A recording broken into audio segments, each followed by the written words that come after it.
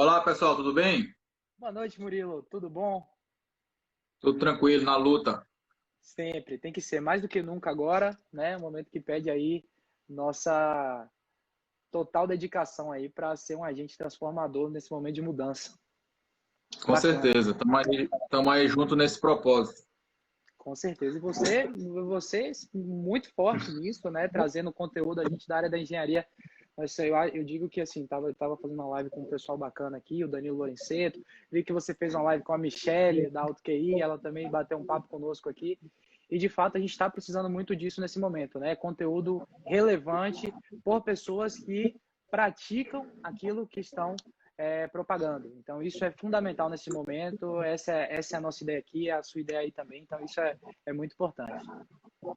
Exatamente. As pessoas estão tendo atualmente uma oportunidade única que eu, por exemplo, não tive, né? Por exemplo, quando eu fui fazer engenharia, eu não tinha nenhum parente para poder eu me espelhar, para poder eu perguntar. Eu saí da faculdade também sem uma referência e, por sorte, eu consegui me encontrar nessa caminhada.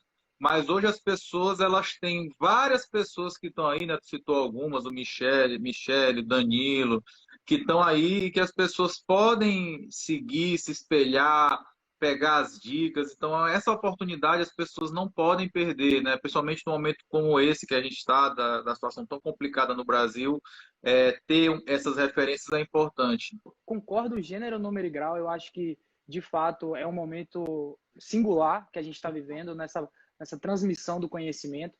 E acho que só um ponto de atenção aí nessa nova era, trazendo o que você falou, antes da gente entrar no tema orçamento de fato, é que é o seguinte, eu acho que também esse momento dá voz a todo mundo e a gente tem só que ter atenção, né, o conteúdo que a gente consome para de fato estar colocando em prática, porque de fato você ensinar atuação profissional por internet é muita responsabilidade, né? A gente sabe que isso está agregado a muita responsabilidade e tem que ter muita atenção, porque é o que eu digo, a educação formal, o engenheiro não se forma engenheiro se ele não passar pela faculdade. A gente sabe que existe um descolamento, existe, entre a prática e a teoria, existe. E existe aí produtores de conteúdo, de fato, para diminuir essa distância. Mas é muito importante você ver a procedência do conteúdo que você está consumindo também, para não estar perpetuando, talvez, práticas que não são aplicáveis, satisfatórias para a execução da profissão. Concorda, Murilo? É só analisar quem tu segue como se fosse para te contratar para tua obra. Se tu fizer Verdade, tomar esse cuidado, tu não cai em armadilha. verdade. E Murilo, bom, você dispensa apresentações, então assim, de fato eu não preciso aqui, na verdade, tá muito mais o contrário. A gente quer te agradecer demais por ter topado, disponibilizado um tempinho da sua agenda para estar batendo esse papo conosco. É um prazer, uma honra para a gente estar conversando aqui, acompanhando seus conteúdos e, de fato, nessa área aí, orçamento, entre tantas outras, né, obras públicas, licitações, mas, de fato, você é uma referência. E orçamento é um tema polêmico, né? Por que é polêmico? Primeiro porque é nosso cartão de entrada, né? O cartão de visita para qualquer relação de negócio na engenharia começa com o orçamento, né? E a gente fez uma brincadeira com o tema aí, orçamento alta performance, né? Que é até o nome da página aqui, que na verdade esse alta performance é exatamente a utilização das boas práticas, é a utilização da execução da técnica de forma correta, mas como ela acontece no mercado. Então, para a gente começar, Murilo, eu queria que você falasse assim, o que caracteriza um orçamento de alta performance? Bem, primeiramente, eu bato muito em algumas teclas que eu acho que são muito importantes que as pessoas assimilem, né? Primeira coisa que é importante entender é que eu nunca poderei fazer um bom orçamento se eu não tenho bons projetos, né? Então, eu preciso ter a matéria-prima do bom orçamento, é ter um bom projeto. Então, quando eu falo em um bom projeto, é um projeto que realmente foi estudado, enfim, que todas as interferências foram sanadas ainda na fase de projeto. Quando eu falo um projeto completo, que tenha todas os sistemas, né, não apenas, por exemplo, arquitetônico. E uma coisa importante também, é necessário que eu tenha, além das plantas, né? Porque muita gente, quando pensa na palavra projeto, vem na cabeça logo aquelas plantas, né? É importante lembrar que todo projeto tem um memorial descritivo com especificações, e isso é vital, né? Se eu não tiver um projeto bem especificado, o orçamentista está navegando no escuro. Eu estou cansado de ver projetos que dizem assim, olha, esse ambiente aqui é piso cerâmico. Tá, mas se não tiver uma especificação, eu tenho um piso cerâmico de R$ 10 o metro quadrado e de R$ 200 o metro quadrado. E aí, o que o orçamento vai fazer? E isso passa muito pela cultura no Brasil, eu estava conversando isso até com a Michelle na nossa live, na cultura no Brasil de desvalorização do projeto, né? As pessoas aqui, elas acham que projeto é simplesmente um custo e querem economizar o máximo possível nessa etapa, querem que o projeto seja feito o mais rápido possível, quando deveria ser exatamente o contrário, né? Se eu tenho um projeto que foi realmente pensado, estudado, detalhado, a possibilidade de eu ter uma obra mais barata, mais rápida, aumenta muito, tá certo? Agora, além disso, é muito importante que, mesmo que eu tenha bons projetos, é necessário que tenha pessoas hábeis para conseguir extrair as informações do projeto. E por isso a gente tem que ter a humildade necessária para entender as nossas limitações. Por exemplo, eu tenho 17 anos de formado, mas como, por exemplo, eu nunca atuei, um exemplo aqui, em obras portuárias, quando uma pessoa chega para mim com um projeto portuário para eu orçar, eu tenho humildade suficiente de chamar um colega que tem mais experiência naquele tipo de obra para que ele me ajude a extrair daquele projeto informações. Por quê? Porque ele tem um olhar para esse projeto muito mais treinado do que eu, porque eu nunca executei esse tipo de obra. E não adianta, para que eu possa fazer um bom orçamento, eu tenho que conseguir enxergar na minha cabeça a obra acontecendo, né? Então, para que eu tenha essa vivência, eu preciso ter estado dentro do canteiro de obra, né? Então, é vital esse, digamos assim, esse estágio. Eu costumo dizer que é como se fosse a residência médica. A pessoa pode escolher uma área da medicina que ele não vai operar ninguém, mas é importante que ele vá no pronto-socorro, costure umas pessoas ali, né? Para ele poder. É a mesma coisa a vivência de obra. Então, é preciso que eu tenha pessoas que tenham essa capacidade de ler e extrair as informações do projeto. E aí muita gente pode falar, tá, Murilo, e se eu não tenho nenhuma experiência, sair da faculdade cru, sem nada, eu não posso fazer orçamento? Pode, mas você tem que saber dessa limitação. Então, pô, tu vai fazer o primeiro orçamento, chama alguém para fazer contigo, para que essa pessoa te ajude no primeiro, mesmo que nesse primeiro tu ganhe pouco ou quase nada, mas tu vai ganhar experiência, vai ganhar segurança para depois tu começar a se desenvolver. E só para concluir aqui, tu falaste da questão da alta performance, né? Uma coisa que eu vejo muito hoje são as pessoas querendo economizar, eu vou chamar de economia burra. Por exemplo, chega uma pessoa para mim, eu estou agora nesse momento num workshop meu que está no ar aí de orçamento, aí a pessoa chega para mim e diz Legal. assim, Murilo, tem algum programa gratuito de orçamento na internet para eu baixar? Ou seja, a pessoa ela está pensando não é no melhor programa, no que vai dar o melhor resultado, no que vai otimizar o trabalho dela, ela está pensando no mais barato. E se ela puder, então, piratear o negócio, melhor ainda. Sem pensar que isso é um investimento, né? E hoje, por exemplo, na questão do software, estou dando um exemplo aqui, tem software que tu vai pagar R$ 200 por ano.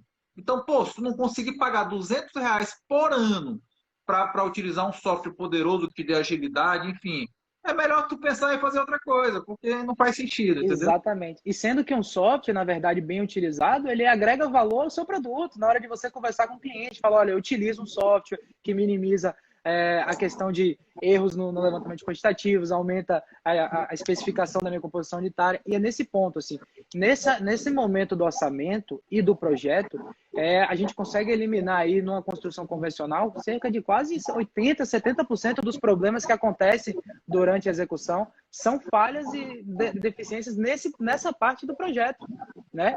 Porque, como você falou, o pessoal pensa muito em economizar e, de fato, não se atenta ao que realmente importa, a detalhar. Então, eu vejo que muito importante do que você falou aí, investir em bons projetos, saber muito bem o escopo da obra que você vai executar.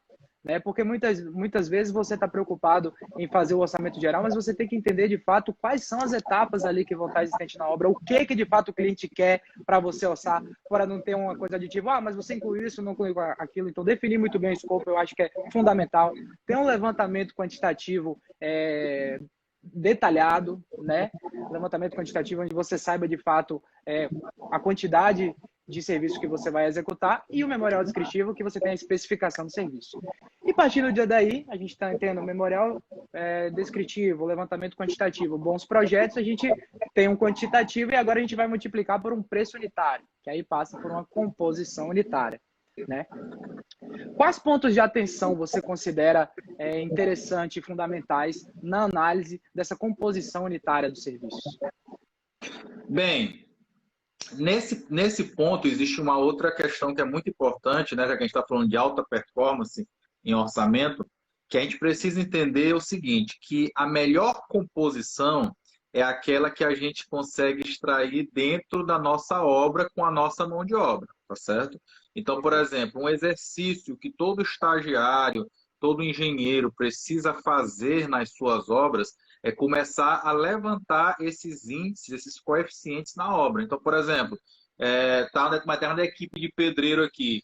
Eu peço para o estagiário, por exemplo, ele anotar quantos tijolos foram enviados para o local naquele dia, quantos carrinhos de argamassa, e no final do dia eu vou lá e meço quanto que ele produziu. Então eu vou saber, olha, ele gastou tantos tijolos por metro quadrado, gastou tantos metros cúbicos de argamassa por metro quadrado, tinha tantos operários lá, então fazendo essa conta eu consigo saber quantas horas foram gastas de cada profissional por metro quadrado. E eu fazendo esse acompanhamento sistemático, diário, semanal, mensal, eu vou obtendo esses índices, né? Esses índices é que vão gerar as composições. E isso é o que deveria ser feito pela maioria das empresas, só que hoje eu percebo que é a minoria.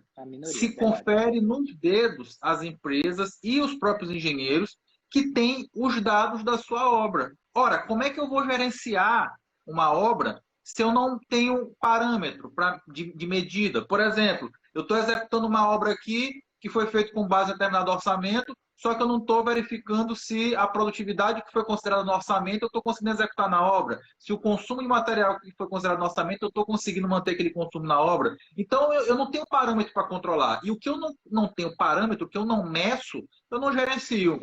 E essa é uma coisa que é muito importante. Assim, eu posso dizer para vocês, e hoje eu sou muito amigo do meu primeiro empregador, né, quando eu trabalhei em construtora, ele disse, Murilo, eu estagiei nessa empresa, rodei um monte de outras empresas e quando eu me formei, a primeira empresa que me abriu a porta foi a primeira que eu estagiei. E ele falou, Murilo, o teu grande diferencial desde que tu era estagiário é porque tu tinha os números da obra na cabeça, tu sabia os consumos, tu gerava relatório para a gente com informações que para a gente eram muito importantes. Então as pessoas têm que entender que esse é o maior papel do engenheiro em uma obra, por exemplo, é medir, é gerenciar, é administrar, né? E as pessoas acham que não, que o engenheiro tem que fazer o mesmo. Praticamente, tem muito engenheiro que pensa que a atividade dele é quase igual ao do mestre de obra. E depois se pergunta por que tem obra que não tem engenheiro e tem mestre de obra. Porque se for para simplesmente tocar operário, é mais barato que o mestre de obra, entendeu? O engenheiro não. O engenheiro é o cara do indicador, que vai olhar quanto é que está atrasado, o que vai fazer para recuperar o atraso, se aquela atividade que atrasou é uma atividade que vai atrasar a obra ou não, ou seja, ela está no caminho crítico, não está, quanto é que está economizando por mês na obra, ou quanto é que a obra está gastando mais. Então, o engenheiro tem que ter esses números, tá? Se ele não tiver, ele tá perdendo tempo na obra, ele está simplesmente se equivalendo a um mestre de obra, por exemplo. É o que a gente fala muito aqui, de você não ser tocador, você ter gestor, né? Engraçado você falar isso, que era o próximo tópico que eu queria trazer para você, exatamente a necessidade de o papel do engenheiro isso. Cada engenheiro tem que ter a sua composição, a sua tabela de índices formatada ao longo da sua experiência profissional, até para embasar orçamentos que surjam ao longo da sua jornada, seja em empresas, né, até para fazer comparativo de produtividade, né, testar hipóteses. Será que eu consigo produzir mais se eu colocar mais um profissional? Então, assim, é fundamental isso e, de fato, faz toda a diferença no resultado final. A gente está falando isso aqui, mas isso tem um impacto direto no resultado final. E aí, chega num ponto que eu queria falar aqui também, que é o seguinte, o orçamento, ele não é só planilha orçamentária, né? Tem gente que acha que o orçamento ele acaba quando você envia para o cliente e o cliente aceita. E, na verdade, isso que você colocou é um ponto importante, que o orçamento ele vai te acompanhar ao longo de todo o ciclo de vida do seu empreendimento. Ele é um documento base e que não se caracteriza só como uma planilha orçamentária, e ele vai acompanhar você ao longo de todo o ciclo de vida do seu projeto, né? Exatamente. E nesse ponto aí só dando uma voltadinha na questão anterior, sobre a importância da gente fazer esses levantamentos, essas medições, elas vão servir de base, inclusive, para os nossos futuros orçamentos. E o que eu vejo muito hoje são pessoas que, por exemplo, aprendem a usar o TCPO, o SINAP, e acham que aquilo ali é fazer orçamento. Eu pegar a coisa, a composição pronta, né?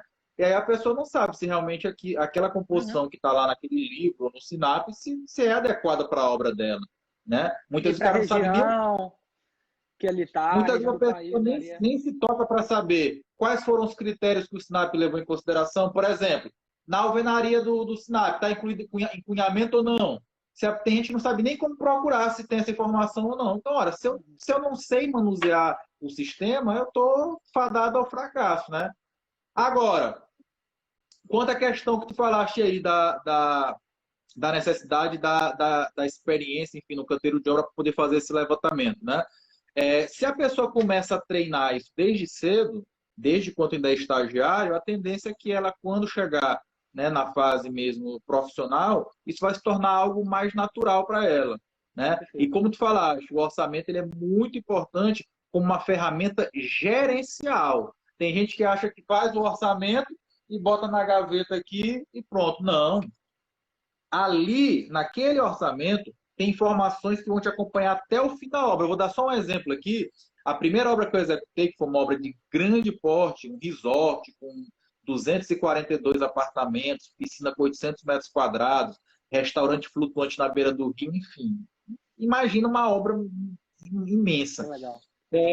Quando eu cheguei na obra, eu não tinha orçamento e nem tinha cronograma. Então eu tive que primeiro buscar o orçamento, percebi que ele estava totalmente defasado, mas como ali eu não estava como orçamentista, eu estava como executor, eu precisei de muitas informações do orçamento, atualizei muitas informações do orçamento para poder gerar o meu cronograma, que não tinha cronograma obra. E aquela obra especificamente, quando eu cheguei na porta dela, tinha um outdoor na porta dizendo o seguinte: entrega da obra, dia 29 de outubro de 2005, às 19 horas. Ora, mas se eu não tenho um cronograma, se eu não tenho um orçamento atualizado, como é que eu vou fazer essa obra ser entregue nessa data?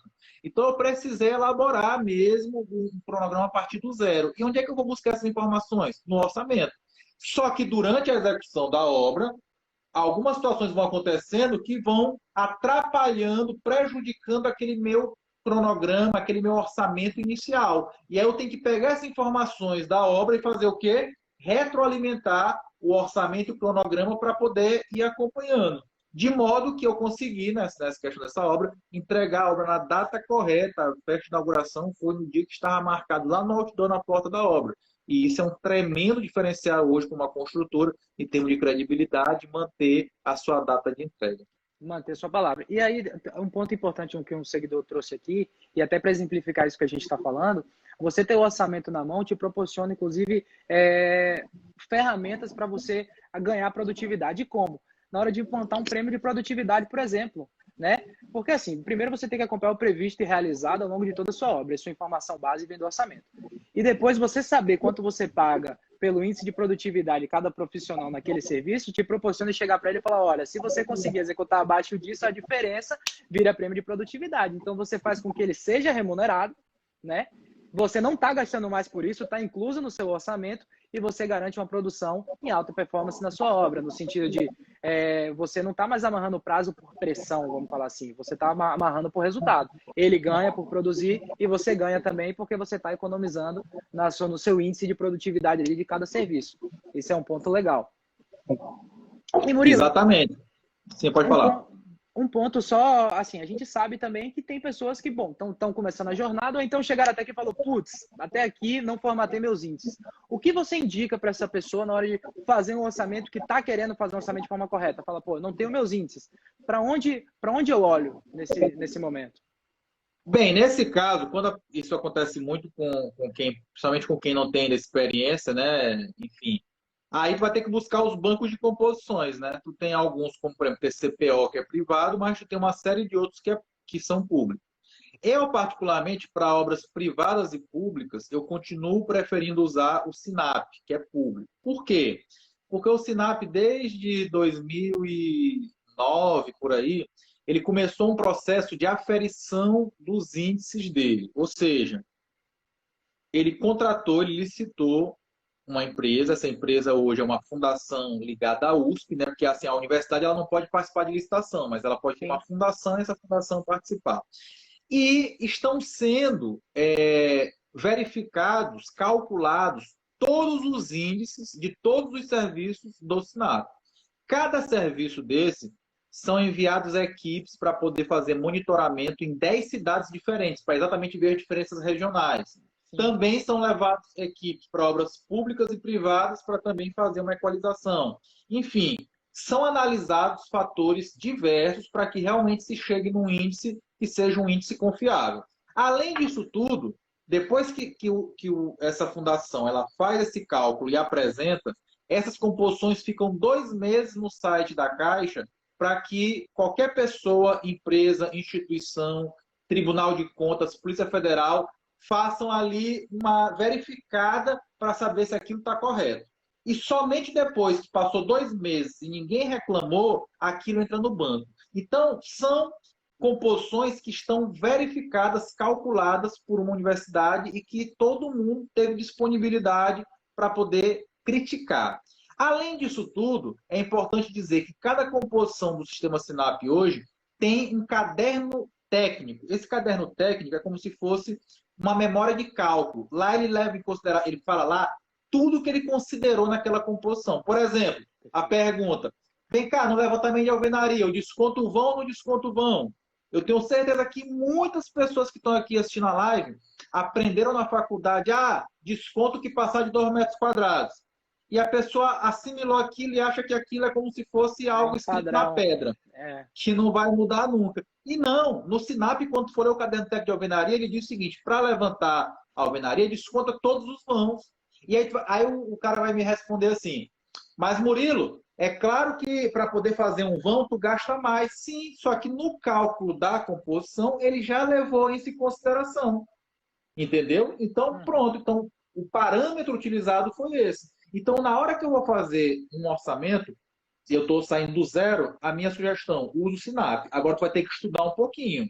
Primeiro, para te entender esses parâmetros. Então, estão todos na internet gratuito. Eu ensinei isso na minha aula de ontem do workshop, que está até no ar ainda essa aula. Então, a pessoa sabe onde ela vai lá e busca aquilo para ela estudar, ler, saber o que está incluso nessa composição, o que não está incluso, como é que eu meço ela, como é que eu não meço, tá certo? Agora, a pessoa tem que gostar de estudar. Por quê? Porque área de orçamento são raríssimas as faculdades que têm uma disciplina específica para isso. Geralmente é o quê? É um pedacinho de uma outra disciplina. Aí tu vê ali 2 ou 3 aulas de orçamento e o cara sai achando que está sabendo. E é uma área que não tem norma, então, ou seja, tudo aquilo que tu aprendeu há 2 anos atrás já pode ter mudado, porque as coisas vão evoluindo ao longo do tempo, né? Não tem uma norma que já está sacramentada. Sim. E aí a pessoa tem que ser um eterno estudioso na área de orçamento. Mas as oportunidades são imensas, né? Inclusive, na aula de amanhã do workshop, eu vou falar sobre onde estão as oportunidades e como conseguir essa oportunidade do workshop. Bacana. E depois eu quero saber mais sobre esse workshop aqui. Você vai contar aqui pra gente como é que faz para o pessoal saber. E se, galera, se tiver fazendo sentido para você essa live, clica no aviãozinho aqui, chama a galera, vamos movimentar aqui, vamos fazer, vamos começar a transformar o conceito de orçamento aí para todo mundo, pra gente potencializar nossos resultados. E, Murilo, um ponto interessante que eu queria saber sua visão sobre isso. Quando a gente trata de orçamentos de algumas empreitadas específicas, né? E serviços que têm certos riscos executivos associados, né? Ou dificuldades executivas. Como que a gente adapta, coloca, embute essa reserva de contingência no orçamento? Como que você recomenda essa análise de um risco de um serviço? Aí eu vou te dar um exemplo para a gente conseguir tangibilizar. Um telhado, né? Vamos supor que uma cliente te chamou para você... tem um vazamento no telhado e ela te chama para você corrigir o vazamento. Só que a gente sabe que tem N possibilidades e tem um risco associado. Você tem a competência técnica para executar, mas existe um risco ali associado. Como que você coloca isso no seu orçamento? Bem, primeiramente é importante tu, ao tu fazer qualquer orçamento, tu colocar na proposta que tu vai fazer quais foram as premissas que tu utilizou, tá certo? Por exemplo, se um cliente não tem os projetos, eu tenho que colocar, olha, considerando os elementos apresentados, que foram esse, nós fazemos o orçamento. Por quê? Eu tenho que deixar claro quais foram os elementos que eu tive. Se é uma obra existente, como no caso que citou uma reforma, é para isso que vai servir, por exemplo, um relatório fotográfico completo, para que eu veja como estava aquilo antes, tá certo? E o que acontece? Na tua proposta, é claro que, tipo assim, vamos supor que seja uma reforma. O ideal seria o quê? Para poder eu mensurar quanto que eu vou precisar, por exemplo, quebrar de um revestimento que está fofo. Seria eu chegar lá e meter a marreta e arrebentar com tudo, aí eu vou saber. Só que é óbvio que nesse momento que eu estou fazendo essa primeira visita, eu não tenho como fazer isso. Então eu vou ter que estimar, olha, pelo que eu percebi aqui, batendo aqui um teste de percussão, eu estou estimando que é 10 metros quadrados. Na hora que tu começar a quebrar, pode ser 20. E aí, como é que tu faz em relação a isso?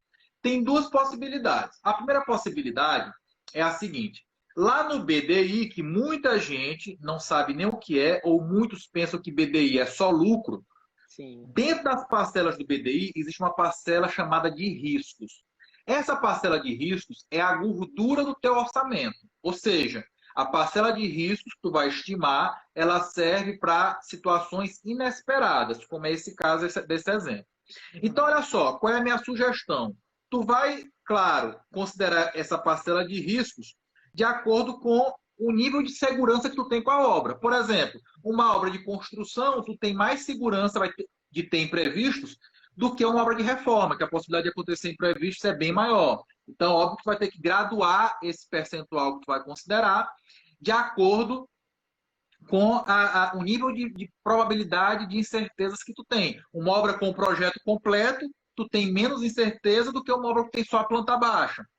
Então, aí tu vai precisar graduar quanto tu vai considerar esse percentual, tá certo? Não existe uma tabela para isso, é realmente a experiência que vai te dizendo quanto é esse percentual. De modo que, tu sabe o seguinte, na hora que tu for reformar o telhado lá da senhora que tu deu o exemplo, até aqui, nesse X, eu consigo absorver esse serviço a mais que apareceu. Por quê? Porque é muito chato eu ir lá na senhora e dizer o seguinte, olha, passou 1 metro quadrado a mais que eu não considerei no orçamento. Não. Ou seja, até um determinado limite, tu tem como suportar aquilo para não incomodar o cliente, enfim, para manter uma boa relação com o cliente. Mas, como tu deixou muito claro na tua proposta as premissas, né? E claro, tem que ter cláusulas lá que, olha, foi considerado como premissa a demolição de tantos metros quadrados de cobertura. Se passou daqueles 10 metros quadrados que tu botou, chegou a 15, mas tu tinha folga no teu BDI, tu absorve aquilo, nem incomoda o cliente. Pelo contrário, lá na frente vai servir para ele como um bônus. Olha, te entreguei tua obra aqui, tinha 10 metros quadrados de demolição na minha proposta, precisou de 15, mas eu absorvi isso aí para não ter problema entre a gente. Agora, vai ter situações que tu não vai conseguir absorver. E nessas horas, o que está lá adotado como premissa vai ser o elemento que tu vai chegar para o cliente para justificar para ele. Olha, eu considerei aqui 10 metros, até 15 eu conseguiria suportar, só que chegou a 20. Agora, realmente não tem como. Eu vou precisar realizar com tudo. Perfeito. E faz toda a diferença porque você já tinha alinhado essa comunicação lá atrás. Deixou bem claro que a premissa adotada foi essa, estabelecer limites. Então, assim, fundamental, dica de ouro aí para a galera que está assistindo a gente, estabelecer limites, adotar premissas, registrar, eu acho que registro fotográfico é importante, documentar aspectos técnicos nesse momento embasam, né? Porque a gente sabe que na construção civil, em alguns momentos, o orçamento ele quase que vira um contrato, né? Para a gente, é o respaldo do cliente e da gente que está executando também. Então, isso de fato, você tiver o máximo de transparência e clareza nos parâmetros que você está adotando, te dá segurança depois na hora de executar. Excelente, Murilo. Outro ponto bacana que eu queria trazer aqui em relação ao controle. Depois que você formatou seu orçamento, né? Tem lá o serviço que você vai executar, definiu o escopo, definiu suas composições unitárias, fechou, você fazer sua curva ABC para você saber os itens de maior relevância, né? Quais são os itens que vão ter maior impacto sobre a sua obra. Isso até no momento do gerenciamento e nas contratações, né? Você consegue de fato ganhar performance nesse sentido. Comenta um pouco para a gente sobre a importância da curva ABC nessa elaboração do orçamento. Bem, eu utilizo a curva ABC demais. Por exemplo, né, eu costumo sempre dar uma situação que é muito comum. Muitas vezes, porque assim, qual seria o ideal de todo orçamento? Ao final desse orçamento, tu gerar uma curva ABC. Grande Felipe Soares está aí, da Z Opa, Construções. bacana. Há pouco tínhamos também aqui o Cláudio Sarian, que é auditor do TCU, estava aqui também com a gente. Enfim, Bacana. vamos lá. Então, olha só, para que vai servir a curva ABC? A curva ABC, pessoal, quando tu termina um orçamento, ela é como se fosse, eu costumo comparar ela com uma lista de supermercado. Por quê? Porque vai ter lá tudo que tu vai precisar comprar na obra com as suas respectivas quantidades, tá certo? E o que acontece? O ideal, ao eu fazer um orçamento, e isso é uma coisa também que as pessoas precisam entender, que uma parte grande e muito importante do serviço do orçamentista é fazer cotação, que é chato pra caramba, mas é super necessário. Eu pegar meu telefone aqui e ligar para fornecedor, para saber quanto é que é o preço do material local, porque embora haja valores na internet, como por exemplo no Sinap, mas não são valores 100% confiáveis e eu explico porque não vai ter como explicar aqui nessa live, porque é muito pouco tempo. Mas, por exemplo, o Sinap leva em consideração o valor do varejo, na menor quantidade comercializada. O pesquisador não chora o preço que o cara deu é que ele vai anotar aqui. Então, enfim, tem uma série de coisas. Então, por exemplo, tem situações, tem um artigo, o grande Francisco Cunha também está aqui lá de Balsas, tem situações que a Polícia Federal já identificou de itens estarem 70% mais caro no Sinap do que a construtora comprou. 70%. Né? Então, ou seja, eu preciso pegar o telefone e ligar para poder ter isso aí. Agora, muitas vezes acontece o seguinte, principalmente em licitação de obras públicas, o prazo muitas vezes é curto. Né? Tu tem, às vezes, para tomada de preço, tu tem 15 dias. Quando chega em 7 dias, o cliente, primeiro ele pegou o contratante, ele pegou aquilo ali, tentou fazer por conta própria, não conseguiu, o prazo está chegando, ele, opa, vou chamar aqui agora um orçamentista. Faltando 5 dias para o negócio. Aí, claro, se a obra for grande, tu não vai ter como ligar para todos os fornecedores de todos os materiais, do prego, da arruela, da porta. E é o que a gente faz nesses casos. A curva ABC vai dizer para a gente quais são os itens mais impactantes no orçamento. Então, ela te direciona a curva ABC prioridade.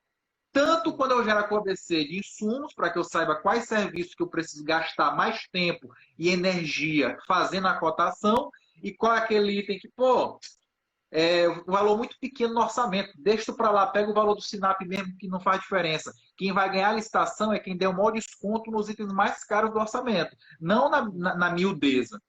E também no caso da curva ABC de serviços, que ela também vai te ajudar a priorizar quais são os serviços mais importantes para te fazer o controle na obra. Será que é mais importante eu fazer uma verificação mesmo, monitoramento, medindo o serviço de concretagem ou o serviço de colocação do porta-toalha? O impacto na obra da concretagem é muito maior do que a colocação do porta-toalha. Então, ela te ajuda a jogar uma lupa no que é mais importante na tua obra, seja em serviços, seja em insumos, materiais e mão de obra. Perfeito, perfeito. E aí a gente já começa a desenhar uma maior segurança a partir daquele documento que é a planilha orçamentária, que é o seu memorial, que tem também, Murilo, até um ponto assim só para trazer, o orçamento também tem memorial, né?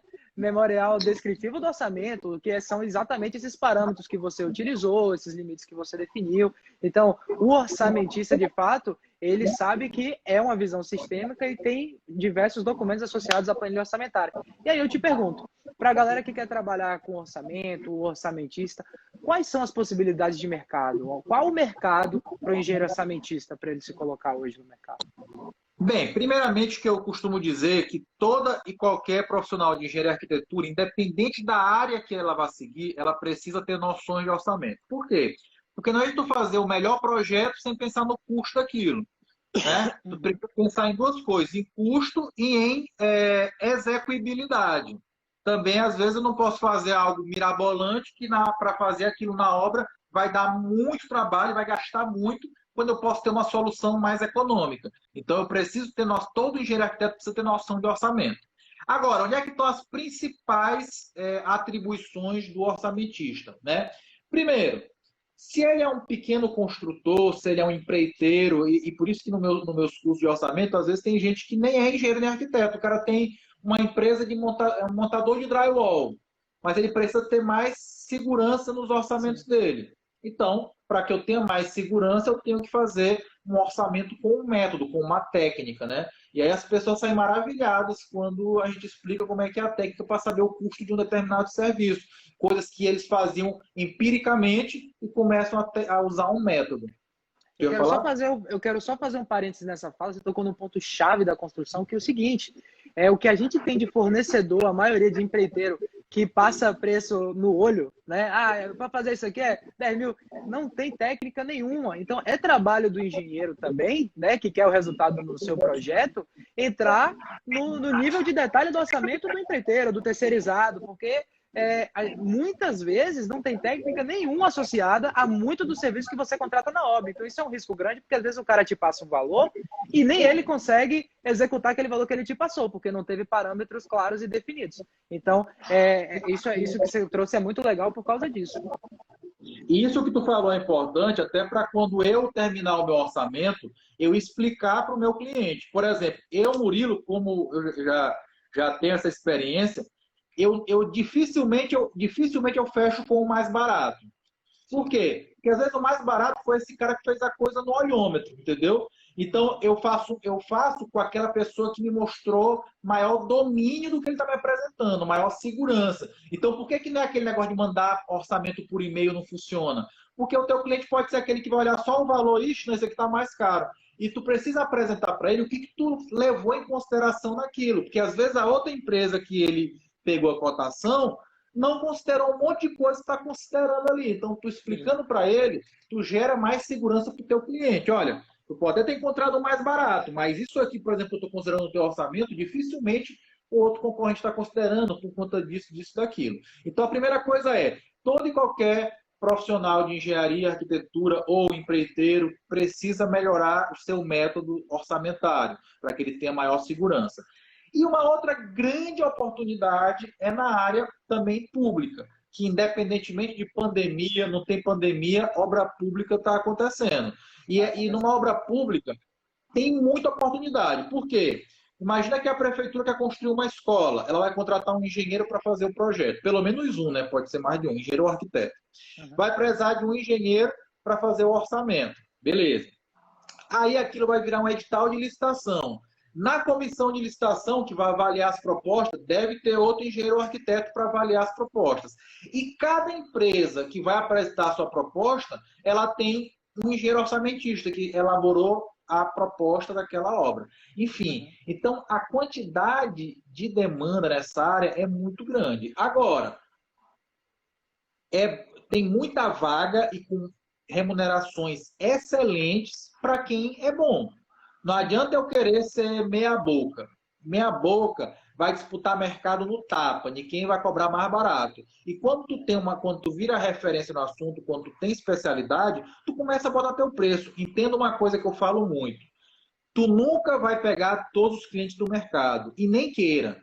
Escolha os clientes que valorizam a qualidade do teu trabalho. Para esses, tu pode cobrar mais caro e o cara vai pagar mais caro, porque ele não está comprando somente aquele serviço, ele está cobrando qualidade, confiança, segurança, entendeu? Então, eu tenho o meu preço. Mas fulano fez mais barato. Pode fazer com ele, não tem problema nenhum. Continuamos amigos. E muitos desses depois ele pedir socorro para resolver problema que foi gerado lá atrás. E aí fica o mais caro, né? Sim, sim. E outra coisa legal também na obra pública é que os parâmetros são definidos. Então, o orçamento ele é totalmente baseado em banco de dados referenciais. Então, a gente está falando SINAP, Ciclo, ORCE. Então, o parâmetro de orçamento ele é um parâmetro claro, estabelecido. Tem um edital claro, né? Um termo de referência onde você vai se basear. Então, é interessante também porque, para o orçamentista, ele tem a segurança de saber quais os parâmetros utilizar e que tem bancos referenciais ali que estão já especificados e é ali que ele vai buscar os preços, né?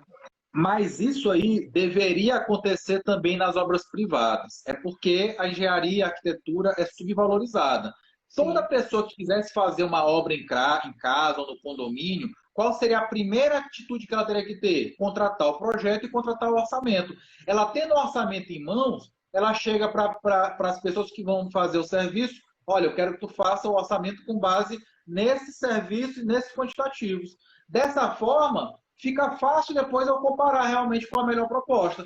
Quando eu não tenho projeto, não tenho parâmetro, não tenho orçamento, cada um faz seu preço considerando aquilo que der na telha, e eu não tenho como comparar as propostas para saber qual é a melhor. Então, eu bato muito nessa tecla que a gente precisa saber vender o nosso serviço melhor. Por exemplo, tu já imaginou, dica para o pessoal aqui, tu procurar na tua cidade as administradoras de condomínio e dizer para elas que tu quer fazer esse tipo de serviço para ela, de acompanhamento das obras, enfim, ou estabelecer um valor por obra ou por mês, de modo que tu vai prestar uma assessoria para eles contínua em elaboração de projeto, elaboração de orçamento, análise dos orçamentos, né, das empresas que vão concorrer para fazer aquela obra, é outra coisa. Exatamente, totalmente. Então, assim, é o que a gente fala.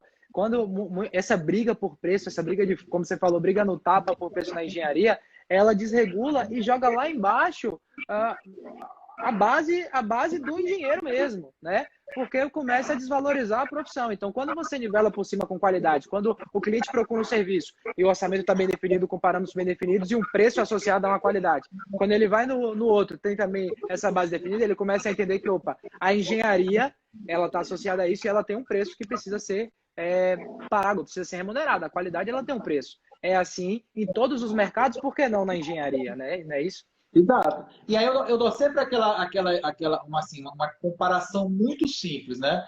Vamos imaginar que tu vai comprar um carro usado. O que tu vai fazer quando tu vai comprar esse carro usado? Talvez a primeira providência de todo mundo é o quê? Rapaz, deixa eu levar no mecânico para ele dar uma olhada como é que está esse veículo.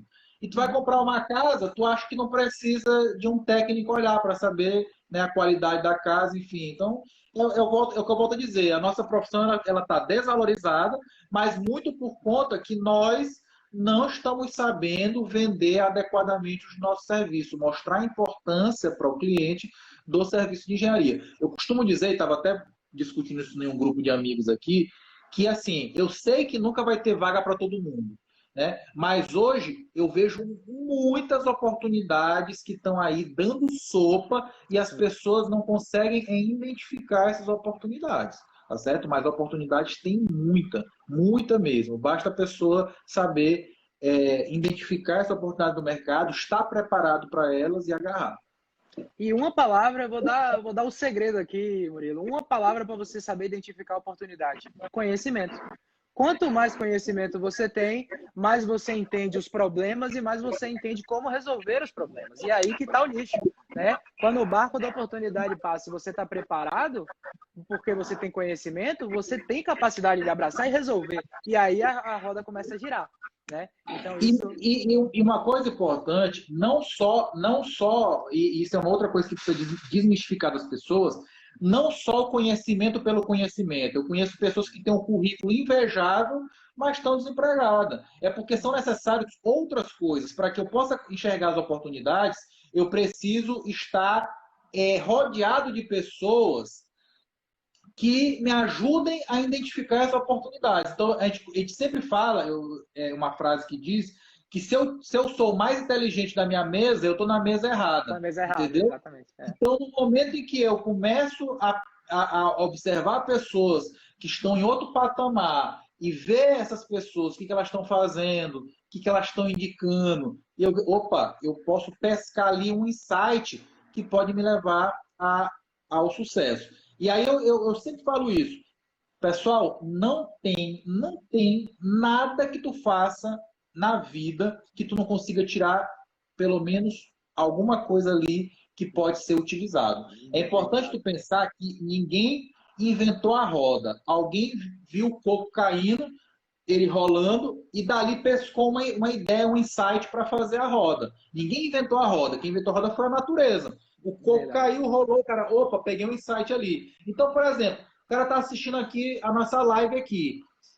O cara pode estar achando uma porcaria, mas eu tenho certeza que pelo menos alguma coisa aqui que eu ou você falou pode mudar a vida dele, porque ele pega aquilo dali, opa, isso aqui faz sentido, isso aqui eu vou correr atrás, né? Então, por isso não é só o conhecimento pelo conhecimento, é eu estar cercado de pessoas que me ajudem a iluminar esses caminhos. E por isso é tão importante que as pessoas às vezes banalizam, é tão importante o networking, entendeu? Eu preciso estar em contato com pessoas, porque aí os caminhos são iluminados.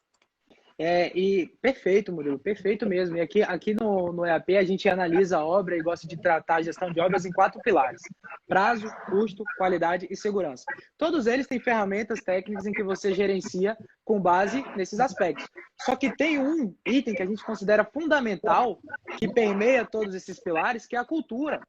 E a cultura, ela começa dentro do profissional, exatamente aí onde você falou, onde você analisar, saber a conversa que você vai analisar, saber a mesa que você vai se sentar, se sentir inquieto em relação ao conhecimento, buscar, porque isso vai ser a inquietude, o sentimento de dono do negócio, a vontade de vencer, vai ser aquele fator que quando você está no negócio vai te fazer, opa, vou tomar essa atitude, vou medir esse índice, e aí chegar lá e falar, opa, consegui um resultado melhor porque a gente economizou aqui, eu medi antes, depois, previsto, realizado, e isso de fato vai te levar a patamares maiores na sua carreira.